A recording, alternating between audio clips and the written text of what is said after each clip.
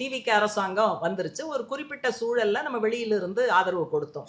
வெளியிலிருந்து ஆதரவு அப்படிங்கிறது இந்த அரசாங்கத்தினுடைய சித்தாந்தத்தை ஏற்றுக்கொண்டு, அரசியலை ஏற்றுக்கொண்டு, கொள்கையை ஏற்றுக்கொண்டு, இது மாசு மறுவில்லாத புடம்போட்ட தங்கம் அப்படின்னு ஒரு கான்டாக்ட் சர்டிபிகேட் கொடுத்தெல்லாம் நம்ம ஆதரிக்கல. இவர்களுடைய அத்தனை குறைபாடுகளும் நமக்கு தெரியும். பிஜேபி குறித்து ஒரு வலுவான ஸ்டேட்மெண்ட் அவர்களிடமிருந்து இல்லை அப்படிங்கிற விஷயங்கள்லாம் இப்ப வந்திருக்கக்கூடிய ஒயிட் பேப்பர்ல நிச்சயமாக நவீன தாராளமய பாதையினுடைய துவக்கம் நன்றாக தெரிகிறது. அதனால இதெல்லாம் தெரிஞ்சு ஒரு குறிப்பிட்ட அரசியல் சூழல்ல நம்ம கொடுத்தோம். சரி, அரசாங்கம் அமைச்ச பிறகு என்ன? இஷ்யூ பேஸ்ட் பிரச்சனைகள் அடிப்படையில் நீங்க கூட பாப்பீங்க, நிறைய ஸ்டேட்மெண்ட்ஸ் வருது. சில விஷயங்கள் நல்ல முயற்சிகள் எடுத்தா அதை பாராட்டுறோம். மோசமான விஷயங்கள்னா உடனடியாக கண்டிப்பதற்கு நாம் தவறுவது கிடையாது. அவ்வளவுதான், ஸ்டாண்ட் எடுத்தாச்சு, முடிஞ்சு போச்சு. இப்ப பிரச்சனை என்ன? திமுக டிவிகேயை பார்ப்பதற்கும் நாம டிவிகேயை பார்ப்பதற்கும் ஒரு வித்தியாசம் இருக்கு. திமுக டிவிகேயை எப்படி பார்க்குது? எதிரி கட்சியாக பார்க்கிறது. டிவிகே அரசாங்கம் ஒரு நிமிடம் கூட இருக்கக்கூடாது என்று பார்க்கிறது. ஆனா நம்ம எப்படி பார்க்கிறோம்? இஷ்யூ பேஸ்டா பார்க்கிறோம். என்னுடைய கேள்வி என்ன?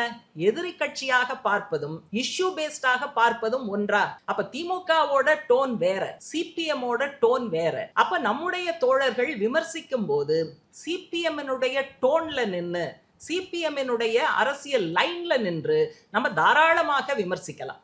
எதையும் பாதுகாக்கணும், முட்டு கொடுக்கணும், பூசி மெழுகணுங்கிற தேவை நமக்கு கிடையவே கிடையாது. இந்த ஸ்டாண்ட் எடுத்து முடிச்சாச்சு. இப்ப திமுக என்ன? இப்ப திமுக நம்முடைய மாநில செயலாளர் எழுதிய ஒரு கட்டுரைய கையில் எடுத்துக்கொண்டு 3 பார்ட் முரசொலியில அது தோழர் சண்முகத்தை மட்டுமல்ல, ஒட்டுமொத்த கட்சியை அவதூறு செய்கிற பல விஷயங்கள் இருந்தது. அதுக்கு நம்ம பதில் எழுதணும். அந்த பதில நீங்க தோழர்கள் பார்த்திருப்பீங்க.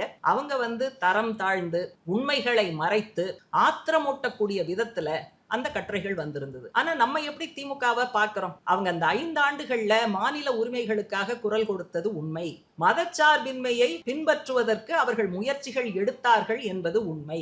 இப்படி சில விஷயங்கள் அவங்க கடந்த காலத்துல செய்திருக்கிறார்கள் என்பதை மனதில் வைத்துக் கொள்ள வேண்டி இருக்கிறது. அதே போல எதிர்காலத்துல பிஜேபியினுடைய அந்த அடக்குமுறைகள், நடவடிக்கைகள் இன்னும் அதிகரிக்கும். அவங்க இப்போ அரசியல் சட்டத்தை திருத்தாம அவங்களால வேற எதுவும் பண்ண முடியாது. கான்ஸ்டிடியூஷன் தான் அவங்களுடைய மிகப்பெரிய வில்லன். அப்ப 3/2 பங்கு மெஜாரிட்டி கிடைச்சா அரசியல் சட்டத்தை சின்னாபின்னமாக்கலாம். இன்னைக்கு அது இல்ல.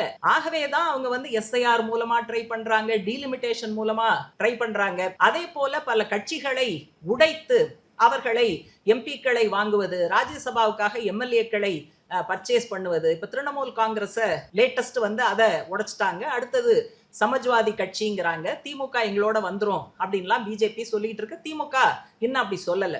அப்ப நாடாளுமன்றத்தில் பிஜேபியினுடைய இந்த நடவடிக்கைகளை எதிர்ப்பதற்கு இடதுசாரிகளால் மட்டும் எப்படி முடியும்? அப்ப திமுக உள்ளிட்ட மதச்சார்பற்ற கட்சிகளோடு ஒருங்கிணைப்பு என்பது காலத்தின் கட்டாயம். நமக்கு திமுக பிடிக்குதா இல்லையாங்கிறது பிரச்சனை கிடையாது. திமுகவினுடைய வர்க்க பின்புலம் நமக்கு தெரியாதா?